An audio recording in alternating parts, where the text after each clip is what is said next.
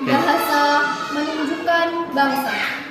Assalamualaikum warahmatullahi wabarakatuh. Bapak Ibu yang saya hormati, rekan-rekan yang berbahagia. Pertama, marilah kita panjatkan puja dan puji syukur kehadirat Allah Subhanahu wa taala. Semoga kita selalu dalam lindungannya. Amin.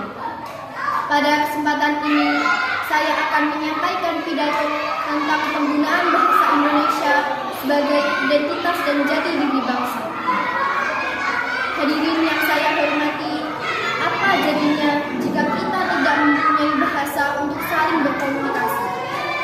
Tentunya kita patut bersyukur memiliki bahasa pemersatu, yakni bahasa Indonesia, yang lahir dari buah kesadaran akan pentingnya persatuan. Bahasa mempunyai kedudukan yang sangat penting dalam kehidupan.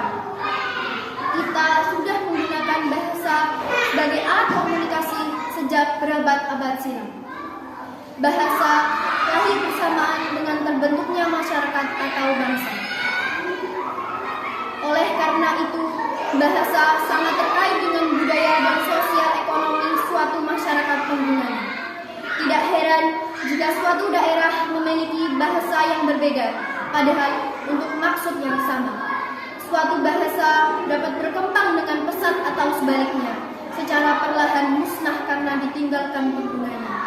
Di tengah arus globalisasi, menimbulkan kecemasan terkikisnya bahasa menggunakan bahasa Indonesia yang baik dan benar.